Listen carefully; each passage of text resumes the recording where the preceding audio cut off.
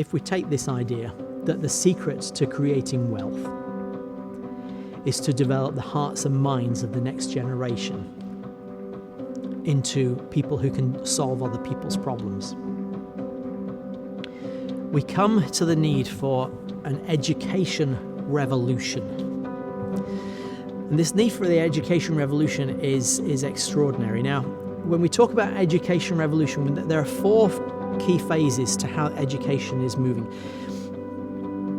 There is how education was 200 or 300 years ago, before the Industrial Revolution, and then there's the Industrial Revolution version, and then there's a curiosity-driven education, and then there is a quest-driven education system.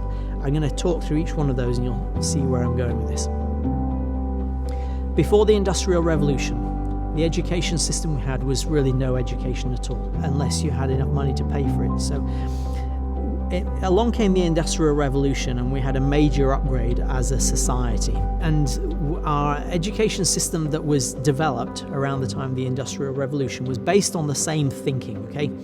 That you take raw materials at one end of a machine, you pump them through this machine, and they all pop out at the other end as this nicely identical pile of end products.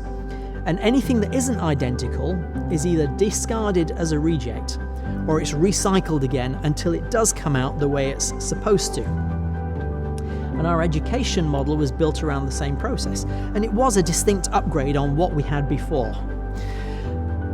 It was also based on the idea that the most efficient way of getting knowledge from one person into lots of other brains was to line them all up in a big room and to have everybody listen whilst one person spoke and everybody else wrote notes or had books. And so that's kind of the system, and it hasn't really changed since.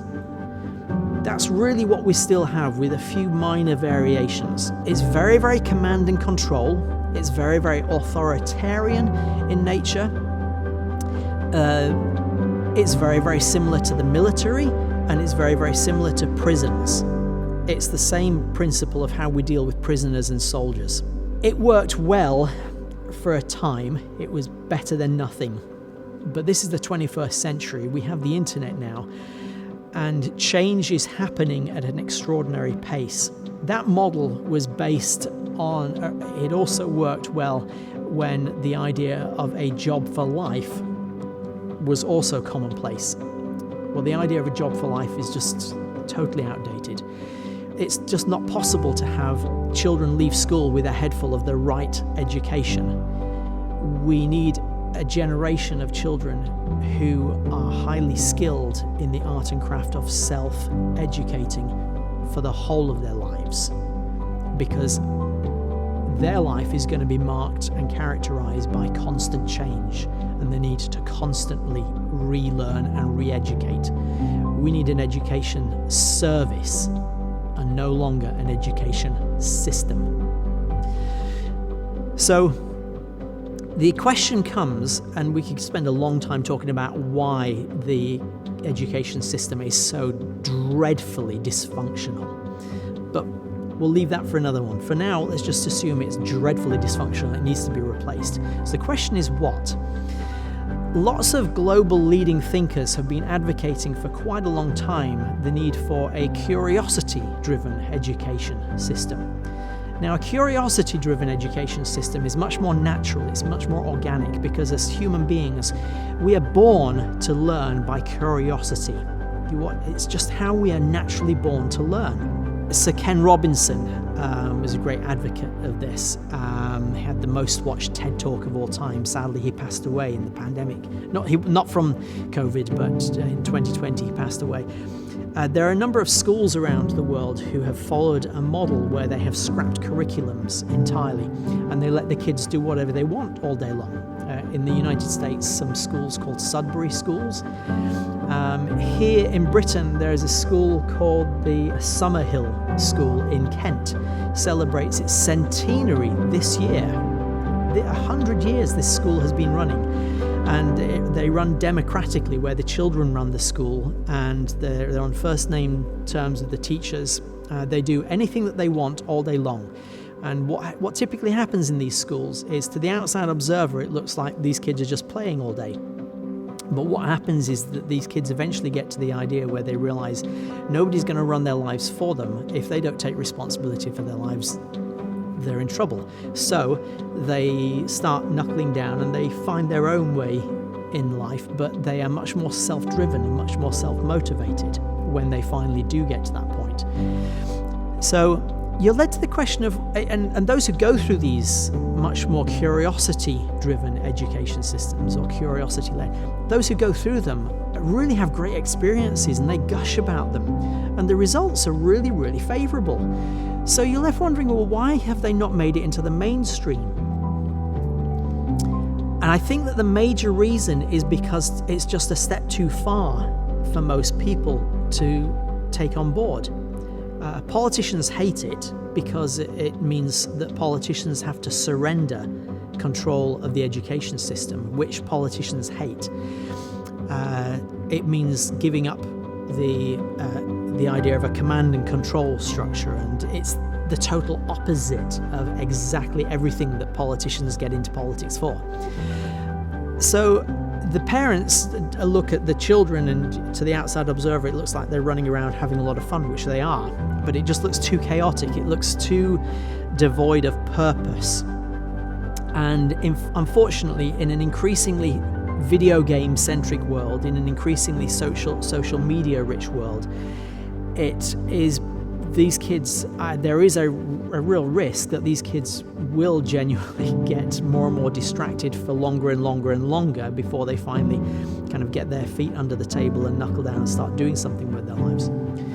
So you've got no education, then industrial revolution, command and control education, which is what we all know. And then you've got curiosity-driven education, which is better, but it's still a bit too directionless for most people to stomach. The upgrade beyond this, where you add a missing component that would really offer what I believe is the answer to all of this, is what I call a quest-driven education system.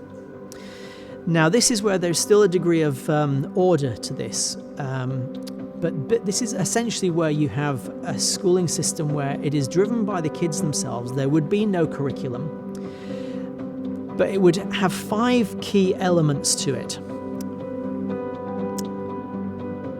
A quest, a theoretical education, a practical application,